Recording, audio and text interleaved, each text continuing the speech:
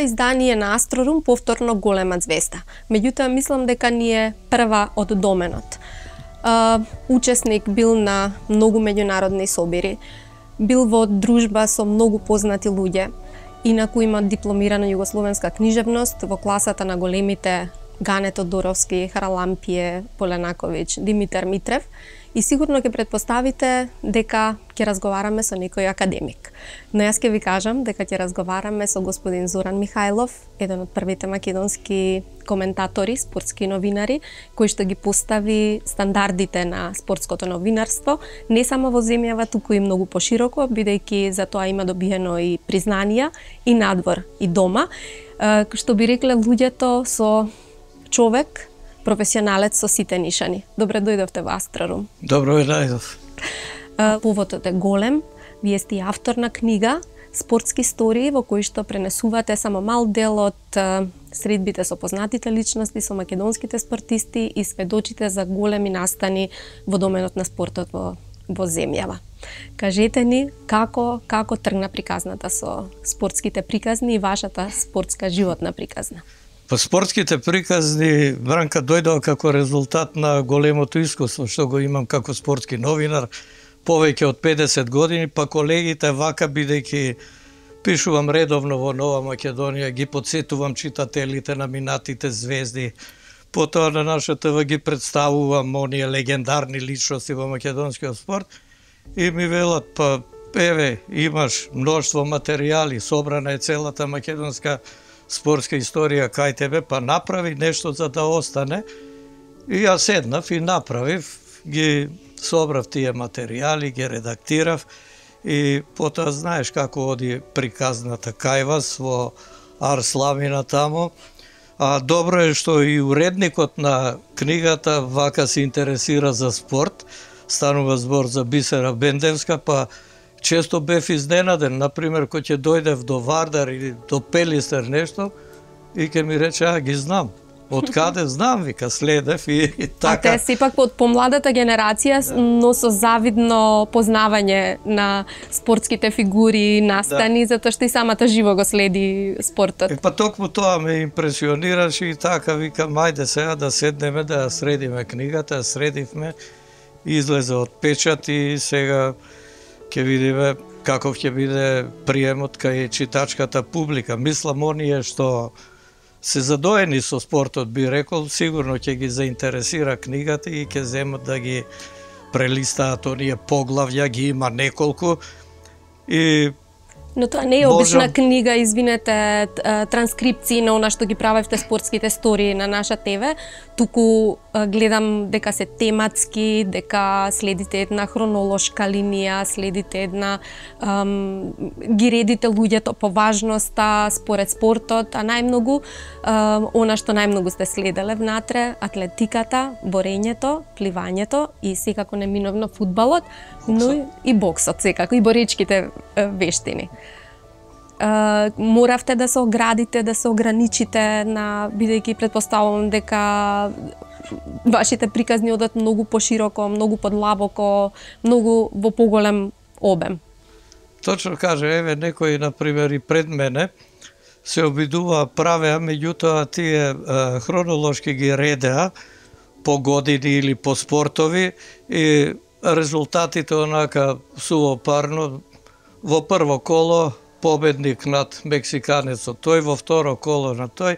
Јас правам приказки за тие врвни спортисти. Например, ке сретнете таму за АЦ Русевски цела хронологија од почетокот, ама низ приказна. Неговите доживувања, потоа контактите со мене пред мечевите. Се случувало тој некоја борба да не ја гледа, а со тој боксер треба да се сретне во следното коло, јас бидејќи коментирам, морам да останам на местото, а тој избоксувал и оди на допинг контрола и после допингот доаѓа Везоки, го гледаше ти Велер, например, конкретно германец, кој боксуваше со него во Хале, кога се стана европски првак, и му кажувам, викам, баце, силен боксер, се движи лево, десно, нешто како Миленковиќ, му споменувам од нашите, и викам, фолира е како, па викам, ќе иде чекор назад, ти ќе мислиш дека он уште ќе се повлекува, меѓутоа ако ќе застане, навали И го растури во таа борба и после мечот скока преку 10 тамо коментаторски реда, кај што беве коментаторите на реде, да дојде кај мене, се прегрнав, му честитав, како ја доживеа борба, како што се договоривме, некако ти како ја доживеа.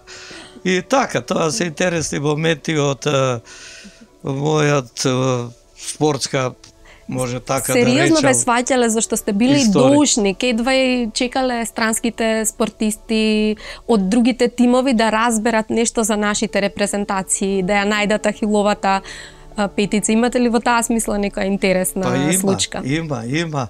Например, добар пријател ми беше Паоло Роси, еден од најдобрите коментатори во Италија, специјалист за атлетика, а мене, јас практично по вокација сум, ако зееме од спортот, сум се бавил речиси со сите спортови на времето, меѓутоа атлетиката. Во неа ги постигнав најдобрите резултати, бев првак на Југославија, во младинска конкуренција на трка во Љубљана ги победив сите на 1500 метри со пречки и станав репрезентативец на Југославија и настапував 2 години за таа репрезентација на поранешната држава. Во тоа време ги постигнав и македонските рекорди на посебно на стиполчес дисциплина која многу ми лежеше, па долго време фигурираа тие рекорди додека не се појави Вучков и генерацијата со него, така едно 15 на години беа актуелни рекорди, сега стојат само во рекордерските листи таму во Атлетскиот сојуз на Македонија. Сте играли кошарка? Кошарка играв и Лазо Лечи често кога седиме негде во друштво и ќе рече Зоки ми беше прв капитен, тие ме гледат, кај Зоки 1,70 м, не е висок, прв капитен, а во такво време беше наше мало, деварвало ќе се соберевме, Лазо дојде од Белград, таму дипломираше на високата тренерска школа и вика правиме екипа за младинците, ти бидејќи ги знаеш, па Дули Андоновски тогаш заигра, Јанко Луковски, па Боцевски дојде и ја капитена, ма тоа кусо време траеше за тоа што сепак атлетиката ми беше спорт во тоа време. Некои не знаат, сега ова да го кажем, јас играв ракомети за Македонија, за младинската репрезентација и бевме трети во Охрид на Купот на републиките и покраините, тоа беше една убава генерација, после тие продолжија и сите завршија во прволигашките екипи, овде во работнички Вардар кога влезе, па некои во Црвена звезда, Партизан, Караджич еден, например, отиде таму во Белград, беше цариник и заигра за нив. И така што, мислам и во ракометот сум бил со Мирослав Наумовски, човекот што го формираше скок во рамките на Нова Македонија и долгогодишен уредник на спортската редакција заедно со Мицковиќ и така. Тоа е тоа. Да ве прашам лично, сакам да ве прашам вака да споменеме, да ги заинтригираме потенцијалните читатели, кои личности можат покрај Усаин Болт да се најдат во книгата и кои историски моменти за македонскиот спорт? Сега да почнам од последното. Тие историски моменти на македонскиот спорт се оградив во книгата од одење пошироко, зашто тука ќе треба не 350 страни колку што е книгата, 1550, може и 2000 ако ги регистрирам сите настани. Тие се во перцепцијата кај мене, меѓутоа не се пренесени на хартија. Втора книга тогаш. Вие ни помалку ни повеќе 15 олимпијади имате следено во 40 години, 9 летни, 6 зимски. Да. Рековме за книгата од македонскиот спорт, ги регистрирам, ама не сувопарно, туку правам приказни, бидејќи сум бил присутен таму за успесите на Шабан Трстена, за успесите на Шабан Сеиди, Аце Русевски го споменав, олимпиците, значи ми се тука, еве овие тројца ги спомнав, сите имаат олимписки медали, европски и светски титули, а ќе го споменам и Благоја Ѓоргиевски, кој беше, например, на 2 олимпијади, во Минхен не успеа југословенската репрезентација, имаше проблем некој со Порто Рико, па тие беа допингувани, меѓутоа каква корис од тоа. Југославија заврши на 5-то место, меѓутоа на следната Олимпијада бевме втори со американците во финалето во Монтреал. Загубивме, Буштур беше член на таа репрезентација, значи во екипните спортови освои сребрен медал, а пред него исто за него пишувам во книгата Благоја Видинич. Тој беше познат голман во Вардар, потоа отиде во Раднички Белград и стана репрезентативец на Југославија со Бобек, Зебет, Чајковски, таа генерација. Бранеше во Мелбурн 56-та на Олимпијадата, тамо бевме втори, велам бевме, затоа што Југославија бевме тогаш сите. Бевме втори, за 4 години подоцна Југославија да победи на Олимпијскиот турнир во Рим, а тогаш тој беше прв голман. На претходната Олимпијада повремено влегуваше, Раденковиќ беше голман и за него има една приказка, отиде во Германија, стана најдобар голман и бидејќи доаѓаше од српските предели, а прв ми е таму во книгата сместен Џина Симоновски. Сепак фудбалот е фудбал, а Џина беше репрезентативец, еве сега да кажам на брзина, на една, две, на 3 репрезентации. Не е чудно. Беше пред војната репрезентативец на тогашна Југославија. За време војната настапуваше за Бугарија, 2 средби има, една во Загреб со Хрватска, пораз од 5 или 6-1, и втората 5-6 месеци после тоа, ова е 42 година, бидејќи единствениот македонски клуб, најсилниот фудбалски Македонија, се натпреваруваше во Бугарската лига и затоа беа земени. Не беше само Џина. 7 фудбалери од Македонија играа за Бугарија, еден од нив се уште е рекордер по постигнати голови, 7 на еден куп надпревар. Го барав неговото семејство негде од Скопски весела и не успеав да го пронајдам, ама ќе продолжам да го барам за овој фудбалер што е рекордер на куп средбите во Бугарија. Мислев името, дали името и презимето? Името, или само како податок постои? Едниот името, ако ви го кажам, веднаш ке овие постарите љубители ќе се сетат, Луковски. Луков беше тогаш, што е таткото на Јанко и Митко, на кошаркарите. Луковски. Тој играше, фудбалер беше после војната и тренер. И така да има интереси во овете, и за Џина да завршам, тој беше и капитен на првата југословенска репрезентација после Втората светска војна, значи претходна Југославија, ова е Југославија, СФРЈ, тогаш ФНРЈ, и репрезентацијата на Бугарија. Интересна личност, а секогаш доаѓаше кога во тие години му беше најтешко на Вардар и го нарековме Џина спасителот на Вардар и така ги пишувам овие работи. Тој дојде дури 69-70 Вардар кога испадна, го врати во лига, па имавме често патувања. Тогаш работе во Нова Македонија, го следевме Вардар, вамо во српскиве предели, Крагуевац, Краљево, Чачак, Титово, Ужице тогаш, потоа во Косово и Метохија, во Косовска Митровица, тогаш Титова Митровица и во Приштина, тука беа надпреварите. Одевме често пред мечот, ке шетавме така и ке ми кажува историја и ја тоа што ми кажуваше. Прибележавте. Прво го запамтував, а после викам дај негде да го ставам 2 реченици, 2 ке ми текне за што сме разговарале, така значи Џина, Лазо Милошевски.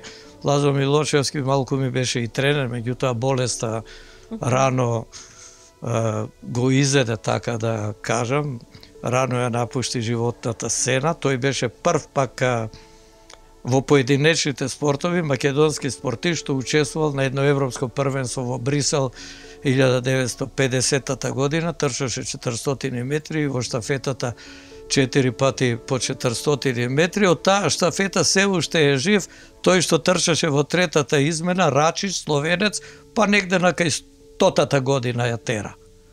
Вистина, така, да. уште, да. За него, за овие, рековме олимпициве, сега има место тамо, например, и за еден Бранимир Јовановски, кој беше со златен медал на Параолимпијадата во Барселона.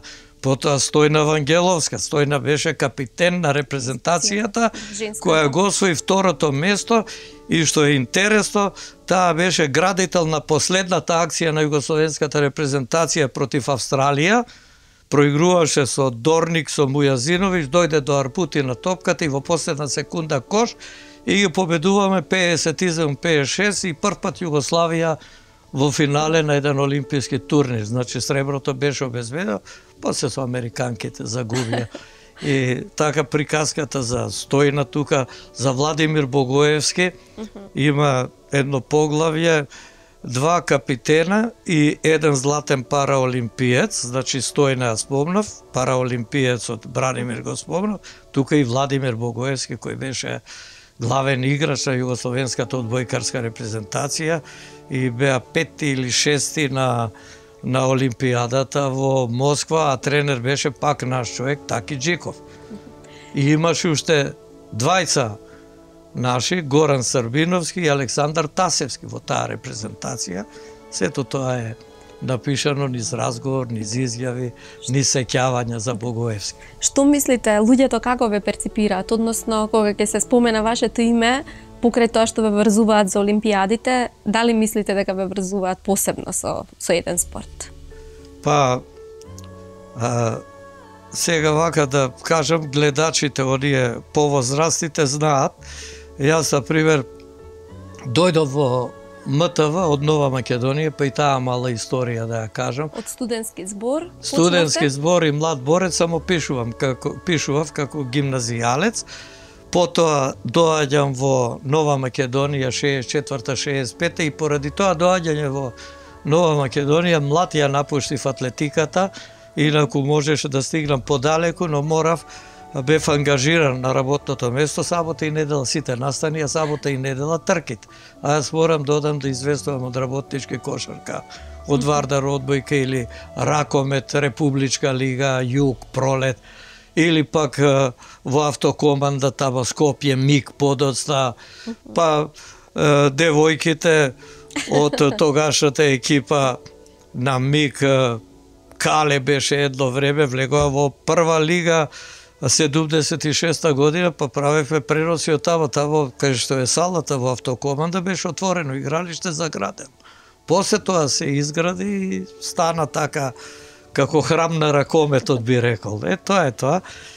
И за но телевизијата сепак го прави човека најпопуларен. Пред тоа сега, не ве познаваа, да, така? Да, и тоа и Костовски ми рече кога ме врбуваше да дојдам од Нова Македонија, во Нова Македонија уредник бев и таму работев 7 години, последните 2 уредник, и ми вика дојди, најмногу отидов таму зарад атлетиката, таа ги освојуваше гледачите, се почесто беше на програмата и вика немаме стручен коментатор, затоа добро и дојдов, меѓутоа весто атлетика првиот пренос, бидејќи зима беше, 1 декември 73 во МТВ, а на 5 почнува светско првенство за жени во ракомет.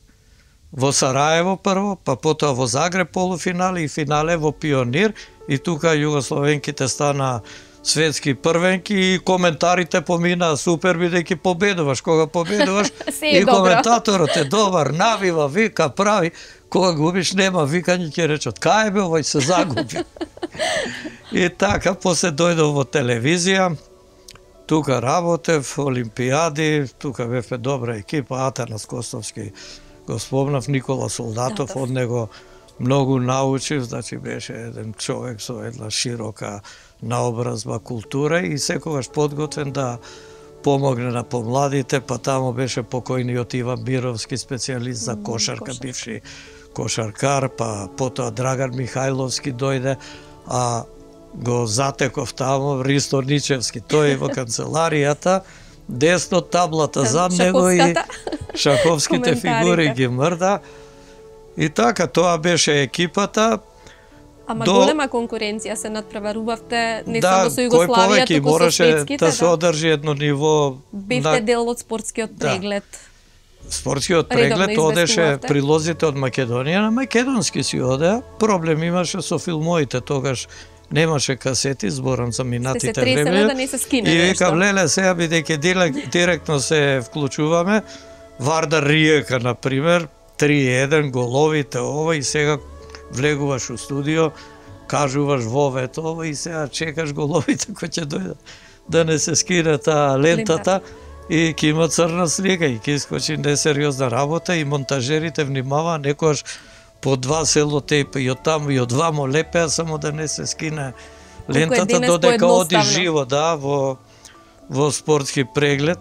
И еднаш со Никитовиќ одиме со кола за Суботица за Војводинска ракавица, имаше еден боксерски турнир и јас побрзо возев и негде кај Бачка Топола или не знам, не запре полицаец, не ви, есте ви, вечерта јас давав извештај за Вардар во спортски преглед и Никита кој што беше вика, па тој колега из Македонија гледа, да не е онај синот што е причал о Вардару. Да, тоа е, ајде возите, али пази. И така има доживувања. Тоа со возењето, морам да ве прашам, како тоа со Фичо до Осло? Сега возењето е посебна приказка, таму пишува Вие сте авантурист. луда идеја за лудо патување. Бога ми, 67 година да се тргне со Фичо, тогаш беше Застава 700, не беше она Фиат 600. Имаше и Фиат 500, Тополино ги викавме. Ова дебек така. Си носевте дрвце за да се излади позади да го држите капакот, такви работи? Ново беше, па затоа му одговараше вака една одредена брзина 100-110 со колегата, за жал покоен Марко Черепралковски во Нова Македонија кога бев. Тргнавме на Европско првенство во кошарка во Хелсинки 67-та со Фичо. И има приказки 3-4 во книгата од тоа патување, навала во кампот, Паганини ни свиреше. Па продолживме на Царина, не гледаат со многу раки и му викаве, не ме прашајте за ракијата, он веќе беше во форма и викам, Зоки, дај едно шишеве да им покажеме. И уште до Сегедин не стигнавме, ни се приспа и викам да легнеме малку, а не чекаат 6000 километри. И со ракиите стигнавме во Финска, овие сите, ама дајте, чекај. Стимале Дојде дополнителен еден бензин. словенечки инженер шумарски од планините во некој пил, дајте, знаат дека Југославија тука мора да има ракија, мора да им однесам, ајде дај таму. И така, тоа патување полно со доживувања. Уште ве држи адреналинот и желбата за патување? уште Вие патувам. Патувам, имам трајлер, еве, бев во Турција до Избир, стигнав, се вратив. Секое лето во Улцин, преку Албанија, одам тамо 2-3 места има во Албанија претходно, Шенџин има едно место, од таму границата Улцин имам пријатели, имам и слики, можам да ти дам и слика да видиш тамо ракои специјално подготвени за Зоки, кај тој пријател од дома знае дека сум Мераклија за тие работи. И така. Ваква богата кариера, богат живот мора да се има поддршка. Вам и велите и сопругата ја заразивте со спорт, да ги споменеме и вашите двајца синови, Мишко и Гораст. Да. Мишко е познат, кој се сеќава дека и самиот беше спортски новинар, но да, сега има многу поодговорна функција. Двајцата школувани, претпоставам бидејќи таткото верува во факултети. И сега ме праша за семејството, па жена ми Гордана, нормално, цел живот со мене. Дури и таа има следено повеќе светски атлетски првенства од некои новинари. Јас ги имам 13 и добив и награда за афирмација на атлетиката, тоа го спомна на почетокот, од Асоциацијата на спортските новинари, таа светска асоциација, ми беше доделена во Лондон. Сега сме 19, во 2017 година, кога беше светското првенство и кога Јусеин Болт се опрости од атлетиката и трчаше оние почесни кругови и така, тогаш беше таа пригода кога на 50 новинари ни беа доделени тие признанија од АИПС и во поддршка од неа дури некогаш ќе дојдам дома, вика, знаеш дека сгрешиш, што? И ќе ми каже нешто во преносот. Најголем критичар. Па ти сега гледаш на тоа. Мишко спомна, ти беше во Сител, беше во еден спортски новинар. Меѓутоа, после се одаде на други работи, сега е во управа за јавни приходи, таму во контакт центарот. Да, таму е. И тој беше спортист, инаку ватерполист на времето, бранеше за Вардар, кога Вардар беше во онаа поранешна Југословенска втора лига, знаеме, југословенското ватерполо високо котираше и сега котира високо. Србија, Хрватска, Црна Гора, сите се борат за медал, дали на Олимпијада, дали на светско првенство, дали на европско првенство. Помалиот син Горас, тој пак со фудбалот почна во Вардар, заигра во Вардар, играше за младинската репрезентација на поранешна Југославија, потоа за кадетите. Има едно европско првенство за кадетите во Швајцарија, тогаш им беше тренер Сантрач на тие млади категории. И после Балканијадата во Едрене во Турција, каде што Југославија триумфираше, тој го постигна и голот против турците за таа победа. Менаџериве го видо, отиде во Германија, беше во Кемниц и оттаму почна шетање низ цела Европа, шеташе, научи 7 јазици, меѓу кои исландскиот, бидејќи во Исланд најмногу се задржа, 7 години беше таму. Дојде ден денеска се допишува нешто Афрам, Исланд и тоа било напред Исланд која ќе победи. Му се јавуваат фудбалери во овие интересно со репрезентацијава на Исланд, да. Да, што ги тренирал на времето, тие беа јуниорчина, тој беше од 2005 до 2012 година и тогаш овде гостуваше на некоја телевизија и рече, го прашуваа за Исланд, малку со подценување, гледавме, ајде Исланд, иако не победи со катанец кој ВПД, ама Исланд кој е? Па Исланд, вика, ќе видите што ќе биде, имаат проект еден, до 2016 година и така беше. Се случи, да. Да, се случи да се пробие во Врвот. И да се знае за Исланд како фудбалска нација. Стана велесила.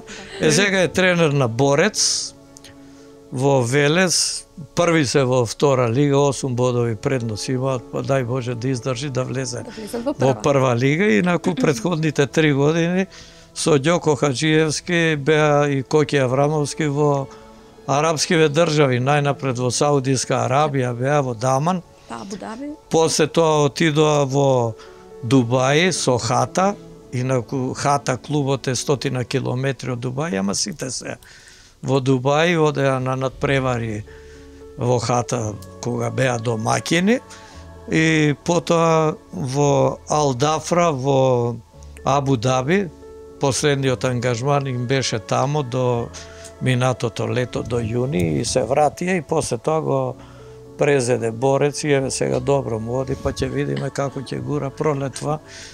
Ќе биде тешко, ќе го напаѓаат тиквеш, кожу, брегалница, сите имаат аспирација, аво оне напред нека бега.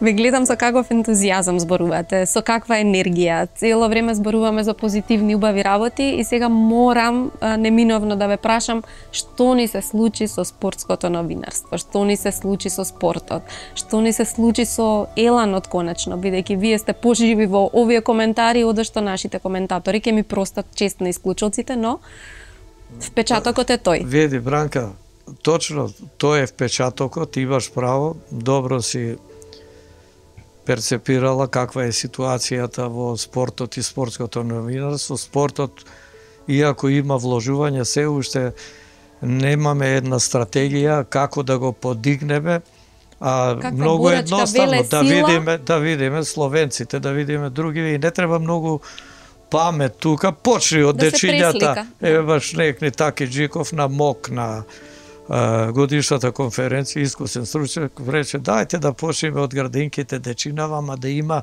специјални учители за тие деца што знаат кои вежбички, па натаму да ги загрееме за спортот, па во забавиште, па во основното училиште, не да им се даде само топка и ајде не. Да. Доаѓаа стручњаци, јас се сеќавам во основното училиште, мене ме избра и јас 2-3 години тренирав атлетика, но тогаш доаѓаа тренери од клубови и според предиспозициите, секогаш дали за 100 и 200 метри, дали за средни патеки и така. Многу важно. И порано бевме вградени во системот на Југославија, беше тој систем многу добар и се обраќаше внимание на масовниот спорт, од него произлегува квалитетот.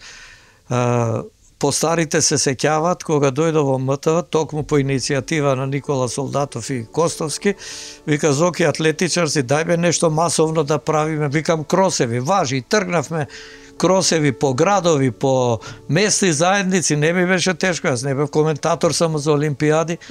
Јас отидов и во Лакавица да гледам трка една меѓу дечинава, ги снимав, брзав вечерта да направам 50 секунди за да се радуваат тие во ТВ дневникот. Да. Така ние работевме, мислам, новинарите и затоа не господски отвори интернетот, па се тамо, бележење, книгите дома, полна куќа ми е со книги, тетратки од тие преноси.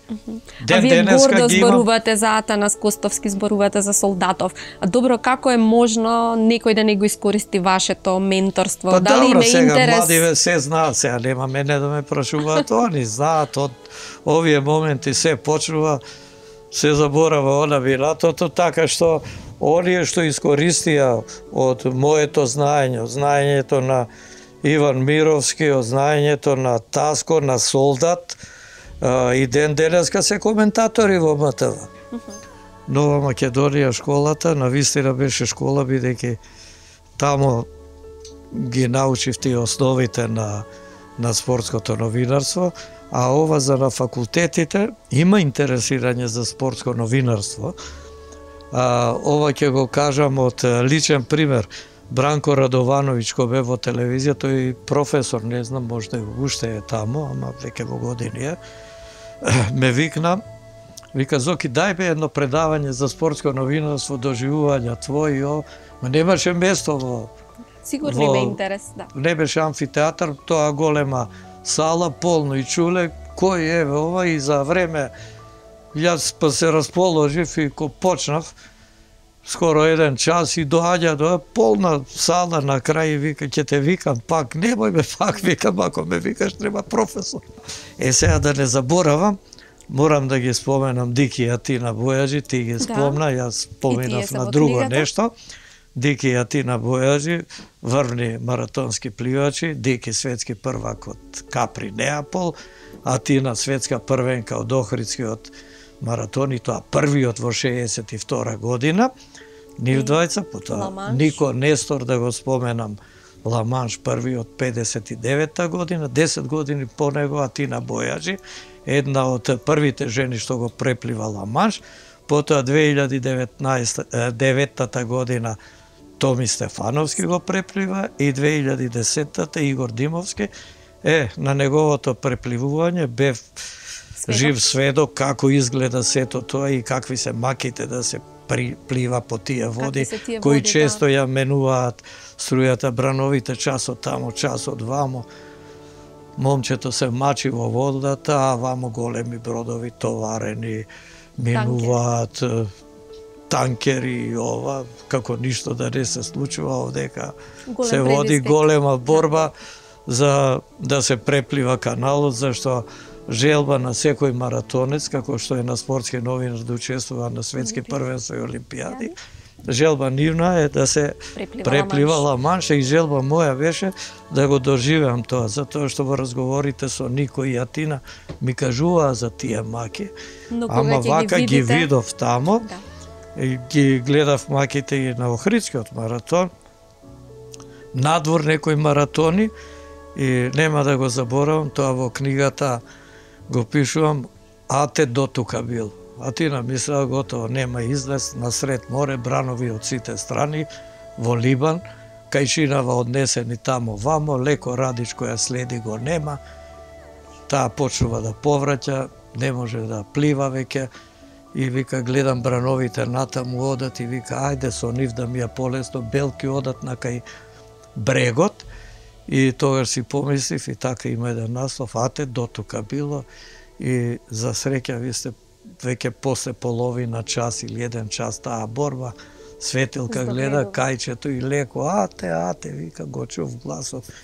И запливав, и единствена беше после 18 часови пливање, што стигна на селта, сирените тамо објавиле дека дошла, и председателот на Либан и даде одма другиот ден орден за храброст.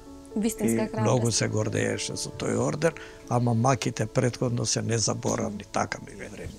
Го погледнавте часовникот, јас не знам дали сум како вас толку прецизна според стоперка, вам тоа ви е иманентно, затоа што го работите цел живот, дали ни поминаа минутите, ќе имаш работа, ќе треба да мислам дека е многу интересно и ќе биде вистинска мака да се одвои што е важно, што не е, но верувам дека ќе имам и други прилики за разговор и исто така сум цврсто убедена дека нема да застанете на оваа книга, зашто вие треба да пишувате, имате уште за раскажување.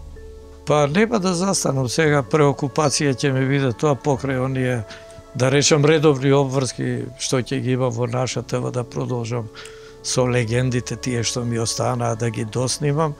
Исто така одам работам, уште маратонец сум во новинарството, во РФМ радиото, тоа е под наша ТВ, па таму сега за спортот малку, за Лига на шампиони, за Лига на Европа, за нашево првенство и така, приказки некои од спортот. Ви благодарам за овој разговор.